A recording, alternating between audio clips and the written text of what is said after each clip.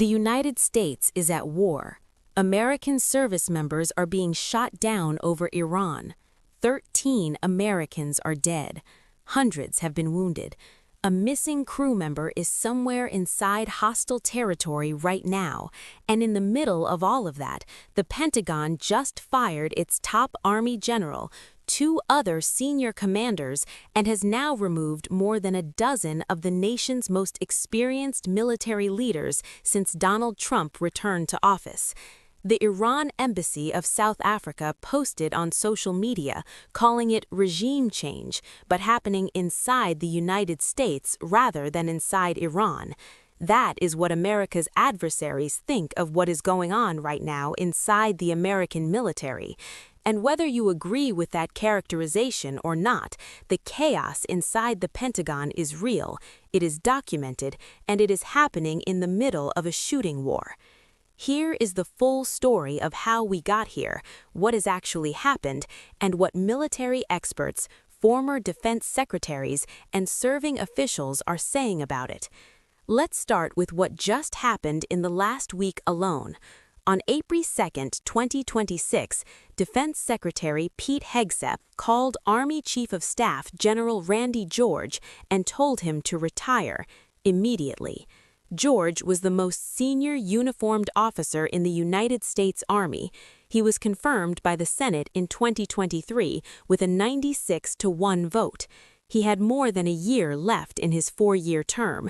He was fired with 1 phone call. No reason was given. Hegseth also fired General David Hodney, who commanded the Army's Transformation and Training Command, and Major General William Green, Jr., the Army's Chief of Chaplains. 3 generals gone.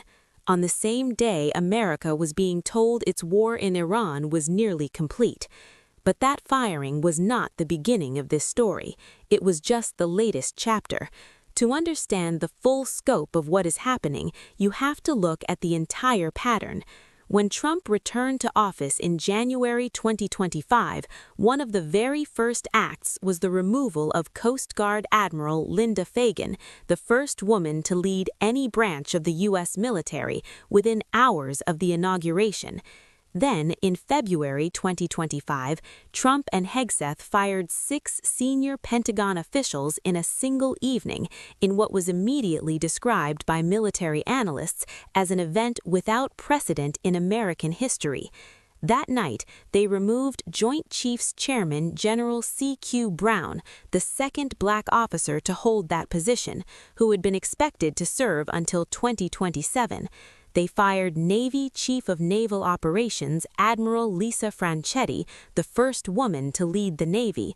They fired Air Force Vice Chief of Staff General James Slife, and they fired the top military lawyers, the Judge Advocates General, for the Army, the Navy, and the Air Force simultaneously, removing the senior legal officers responsible for ensuring American military operations comply with the laws of war.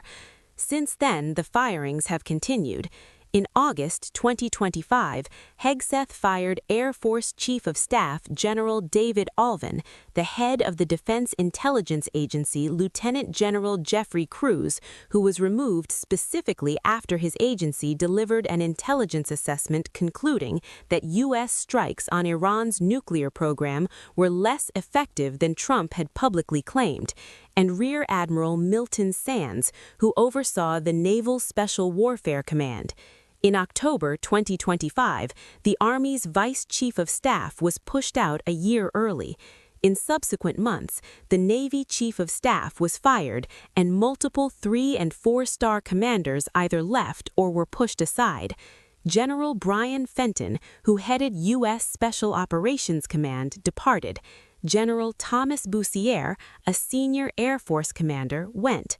Navy Vice Admiral Shoshana Chatfield, the U.S. military representative to NATO's Military Committee, was fired, with the Pentagon citing a loss of confidence in her ability to lead. The total count of senior military officers fired, removed, or forced out under Hegseth now stands at well over a dozen. Military.com called the most recent firings one of the most significant wartime leadership shakeups during active U.S. combat operations in recent years. And as Axios reported back in August, decades of experience have been wiped from the highest levels of the U.S. military as a result of retirements and removals in the first year of the second Trump administration. Now, the administration's official explanation for all of these firings has been consistent. They say they are removing woke officers and replacing them with warriors who share the president's vision. Hegseth told the nation's generals and admirals in a speech last September that if the words he was speaking were making their hearts sink, they should resign. He has talked about restoring warrior culture and eliminating diversity, equity, and inclusion from the armed forces as central goals. The pattern of who has been fired makes the priorities visible. The officers targeted by Hegseth have disproportionately been women, people of color, and those associated with Biden administration policies. NBC News reported specifically that Hegseth has taken steps to block or delay promotions for more than a dozen Black and female senior officers across all 4 branches of the military, with some seen as targeted because of their race, gender, or perceived affiliation with previous administration officials. One of the precipitating factors in General George's firing was reportedly his refusal, along with Army Secretary Dan Driscoll, to comply with Hegseth's instructions to remove 4 specific officers, 2 Black men and 2 women, from a promotion list. And here is where the story gets to the heart of the national security concern. Military experts are not talking about this as a cultural debate. They are talking about it as a readiness and effectiveness crisis.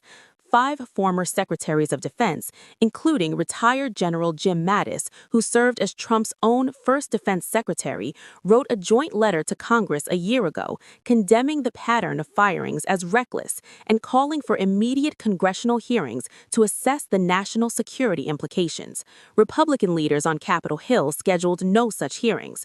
The New York Times reported in November 2025 that Hegseth had fired or sidelined dozens of officials with little explanation, creating an atmosphere of anxiety and mistrust within the department. Politico reported the month before that the secretary's firings had injected a fresh wave of fear into the Pentagon over the cost of speaking up and who might be next. Senator Chris Murphy of Connecticut, a member of the Senate Armed Services Committee, said publicly that the generals being fired were likely telling Hegseth that his Iran war plans are unworkable, disastrous, and deadly. And that is the critical point that ties all of this together. The intelligence director was fired for delivering an accurate assessment that contradicted Trump's narrative. Critics say that firing had a demoralizing effect on the entire analytical community inside the Pentagon. When analysts know that delivering bad news gets you fired, the White House stops receiving honest assessments. The president stops hearing what is actually happening on the ground, and the decisions that get made, decisions about whether to escalate a war, whether ground troops are needed, whether Iran's military capacity has really been destroyed as claimed, all of those decisions get made based on filtered, politically safe information rather than reality. That is not speculation. That is the documented pattern of what has happened. Defense Secretary Hegseth and Trump publicly declared that Iran's radar was 100% annihilated, that America is unstoppable in Iranian airspace, that Iran has no anti-aircraft equipment left. The day after those statements, Iran shot down an American F-15E fighter jet. 2 aircraft were hit during the rescue mission.